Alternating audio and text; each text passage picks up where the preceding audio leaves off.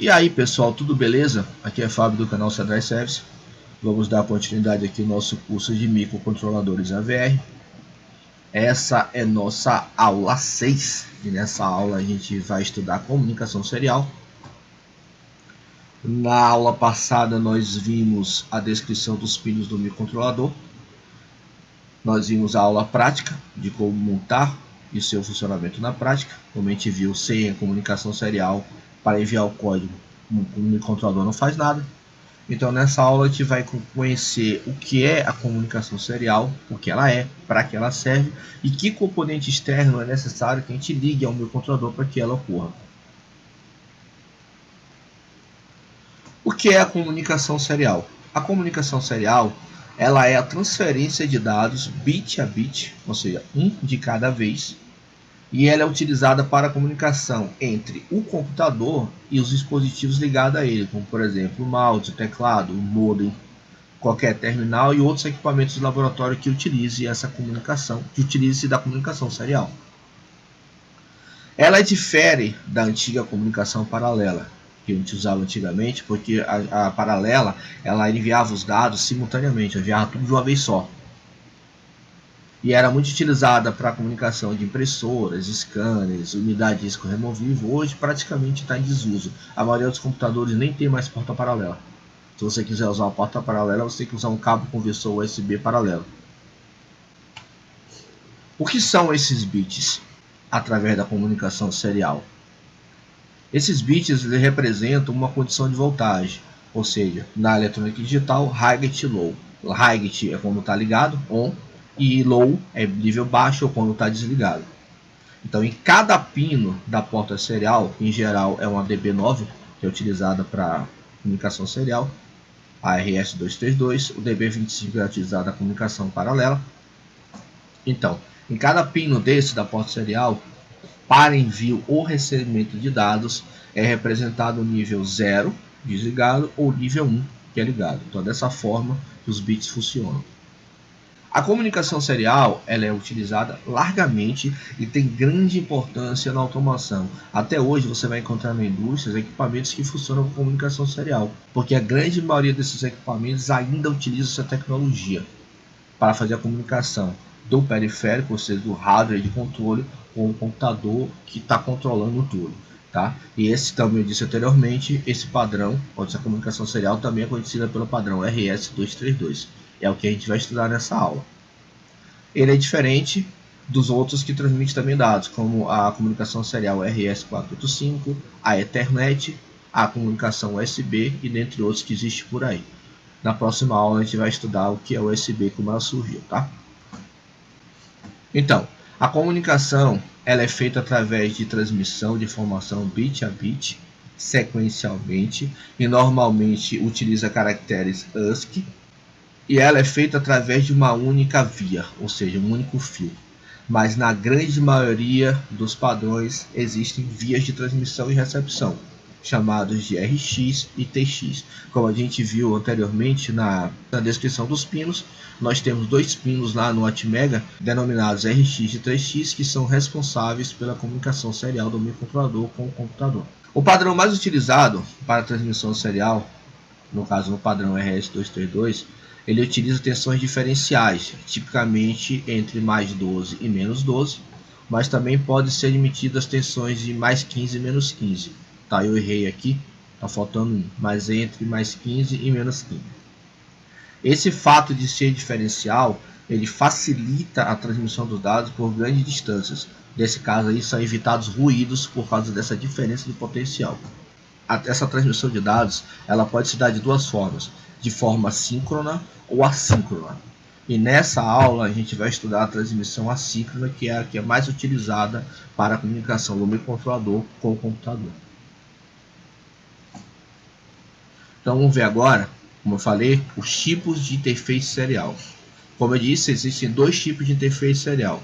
Uma é assíncrona e a outra assíncrona. Na comunicação síncrona, o método de comunicação depende de um sinal de clock, ou seja, cada bit ou conjunto de bits enviados depende de um pulso do clock, tendo como principal vantagem a sua velocidade de transmissão, que é bem mais rápida, Isso faz ficar bem mais rápida a transmissão, porque utiliza um clock externo.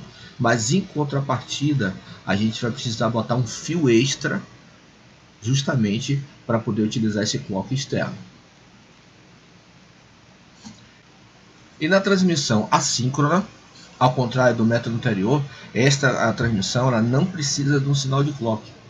Portanto, o número de fio que a gente vai utilizar para fazer isso aí vai ser bem menor. Contudo, o envio de dados nessa configuração ela é mais complicada e suscetível a erros. Por isso, alguns parâmetros são necessários para garantir o envio de transmissão de dados sem erros. E o parâmetro muito evidente em comunicações assíncronas é o baud rate, pois especifica a velocidade de recepção e envio. Por isso é muito importante que os dois dispositivos tenham a mesma taxa de baud rate. Se um dispositivo tiver uma taxa de baud rate diferente do outro, com certeza você vai ter erro na transmissão de dados. Mas isso a gente vai ver também mais para frente quando a gente estiver programando. Então, para que a transmissão assíncrona funcione, ela tem as seguintes características. Para que o envio do bits ocorra de forma correta, nós temos os seguintes blocos. Primeiro, temos start bit, ou seja, que dá início à transmissão. Aí ele pega os dados, ou seja, são os dados que serão transmitidos. Aí você tem um bit de paridade, ou seja, o bit que é opcional, mas é utilizado para verificar se houve erros na transmissão. E temos o stop bit, que é onde indica o fim da transmissão. Então nós temos o start bit, ele inicia a transmissão, aí ele pega os dados que serão transmitidos, em geral de 8 bits. Aí você pode utilizar o bit de paridade, que é para verificar se há erro no envio, tanto de envio de recebimento. E depois existe o stop bit, que indica o fim da transmissão. Nessa figura eu estou mostrando a forma de onda típica de um sinal RS-232. Então, como é que funciona a transmissão de dados? Pela forma de onda, ele nos mostra quando dá o start bit, ou seja, que ele vai enviar o primeiro dado, você já pega, dá o start, já pega os dados para enviar, tá vendo? Como eu falei anteriormente. Então, quando o primeiro dado é low, ou seja, 0, ele manda uma forma de onda de pico a mais 12.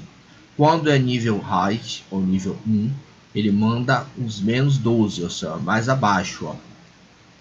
Então, enquanto é 1, ele envia no menos 12. Quando volta a 0, ele envia mais 12. Quando é 1 novamente, enquanto for 1, ele manda menos 12. Enquanto volta ao 0, aí ele volta mais 12.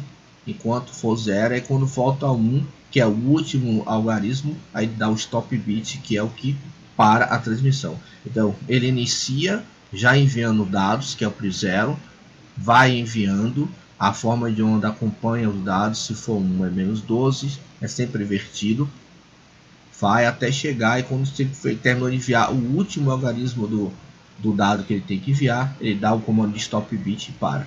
Então é assim que funciona a comunicação serial. Só para exemplificar mais ou menos. Tem muita coisa mais complexa nisso aí, né? Mas só para dar uma base de como funciona. Aqui eu estou mostrando para vocês a tabela de ASCII, que é utilizada para fazer a transmissão serial. Nós temos aqui decimal, hexadecimal, char, temos aqui os caracteres e ASCII, tá? Daí para vocês dar uma olhada, vai estar lá no site também para quem quiser dar uma olhada, fazer download. E agora a gente vai estudar algumas características da transmissão serial. O que é a paridade? A paridade é um bit que a gente viu, ou seja, é um método simples de a gente verificar se houve um erro na transmissão dos dados. Os tipos mais comuns de paridade são par, ímpar e nenhuma. No caso de nenhuma, o bit não será utilizado e não será feita checagem nenhuma no erro da transmissão. Par ou ímpar, a transmissão serial irá definir o bit de paridade de forma que a transmissão tenha um número par ou ímpar de bits da lógica alta. Como por exemplo, se a gente deseja transmitir o caractere A, cujo seu valor pela tabela anterior é 65, ou seja, em binário dá 01000001, e a paridade for par, o bit de paridade será 0, para manter a quantidade par de números 1. Já se a paridade escolhida for ímpar, o bit de paridade será 1, fazendo assim que a transmissão tenha um número ímpar de números 1. Então, dessa forma, O bit de paridade ele auxilia a comunicação serial em busca de erros. O receptor verifica se o bit de paridade realmente corresponde ao que deveria ser, e se estiver equivocado, o dado pode ser considerado inconsistente, ou seja, tem que ser repetido novamente. Velocidade. Para velocidade, a gente entende a velocidade de transmissão que é feita para a serial. Ela é expressa como bits per segundo, bps, ou baud rate, como eu falei anteriormente. Isso representa quantos bits podem ser transmitidos por segundo. Por exemplo, a gente tem na comunicação serial a velocidade de 9.600 bits bps ou 9,6 kbps. Nós temos a velocidade de 19.200 bps ou 19,2 kbps. E nós temos a velocidade de 115.200 bps ou 115,2 kbps. Agora, uma característica importante quanto à velocidade. Ambos os dispositivos que estiverem se comunicando serialmente, eles precisam estar configurados com as mesmas velocidades. Se você botar 9.600 em um equipamento, você não pode botar 19.200 no outro. Se estiverem com velocidades diferentes, a comunicação serial não vai ocorrer, vai dar erro, ok? Agora a gente vai ver como pode ser empregados os sistemas de comunicação serial. São três: full duplex, half duplex e simplex. No full duplex, ele indica que o dispositivo pode tanto transmitir e receber dados ao mesmo tempo, como você pode ver na figura, ele tanto transmite como recebe. Na função half duplex, os dispositivos se comunicam da mesma forma, porém eles podem enviar e receber, mas não podem fazer as duas coisas ao mesmo tempo. Ou ele só envia ou ele só recebe. Ele não consegue enviar e receber, como acontece na função full duplex.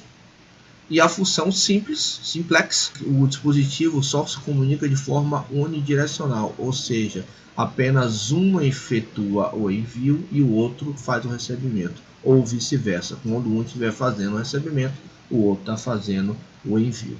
Beleza? Então essas são as três formas de sistema de comunicação da comunicação serial.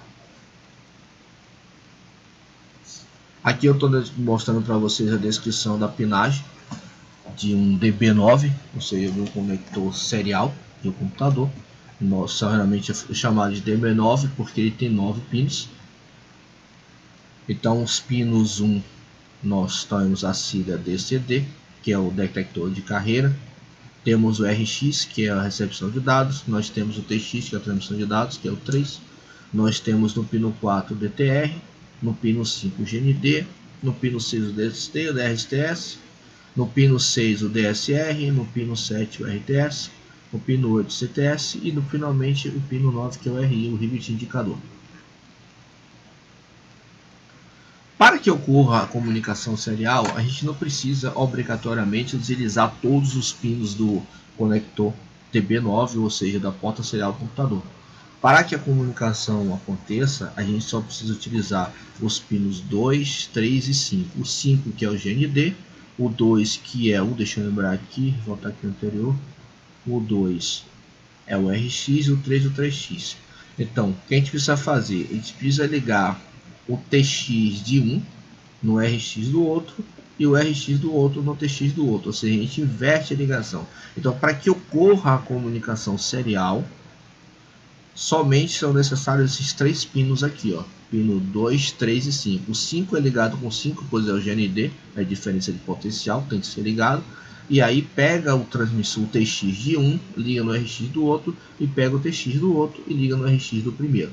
Então, dessa forma é feita a comunicação serial. E aqui eu estou mostrando um cabo serial comercial que você pode encontrar para comprar em qualquer loja de componentes eletrônicos. Ok? Até agora a gente viu o que é a comunicação serial, como ela é feita, protocolos que é utilizado para que ela funcione. Só que existe o seguinte: para que ocorra a comunicação entre o microcontrolador e o computador, é preciso que ocorra uma adequação de sinal. O que é uma adequação de sinal? É você adequar o sinal que é transmitido pela porta serial do computador para o sinal que o microcontrolador identifica. Para que a gente faça a comunicação entre o PC e outro dispositivo, a gente precisa verificar o tipo padrão de cada um. Por exemplo, a interface serial do PC ou microcomputador possui o padrão RS232, porém o microcontrolador, como os da família 8051, PIC ou AVR, que é o nosso objeto dessa aula, ele utiliza padrão de sinal TTL. Então simplesmente a gente não pode pegar o sinal da porta serial do computador e injetar no microcontrolador, porque não vai funcionar. Precisa que a gente faça uma adequação desse sinal. A gente converta ele de RS232 para o padrão TTL, que é o padrão que o microcontrolador reconhece. Como eu falei anteriormente, essa comunicação em geral ela é feita nos padrões de -12 e +12. E o microcontrolador reconhece 0 volt até +5. Lembra a alimentação máxima que ele suporta? Então, para fazer essa adequação, existem alguns circuitos integrados específicos para isso. Dentre esses, o mais conhecido é esse aqui, é o MAX232. Por quê? Ele faz a conversão do sinal TTL, ou seja, de 0 a 5 volts, para o padrão RS232, que é de -12 e +12, que é o que o computador identifica. Então, aqui embaixo eu estou mostrando para vocês, ó, o aspecto físico desse circuito integrado. Então, o que eu disse aqui embaixo? É um circuito integrado, ele é fabricado pela norte-americana Maxim.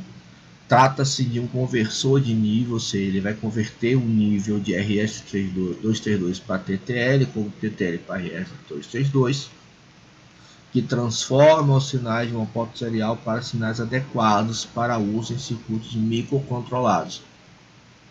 Como, por exemplo, o MAX232 ele converte os níveis dos sinais RX, TX, CTX e RPS.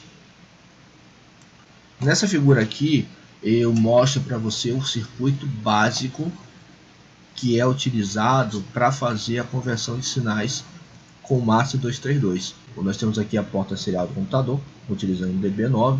É utilizado o pino 2, pino 7, pino 3 e pino 8. O 4, o 6 e o 1 são interligados um ao outro e o 5 é ligado ao GND. Esse aqui é o padrão de ligação. Nós temos os capacitores de 10 microfarad utilizados para fazer a fonte simétrica interna, internamente como ele é feito.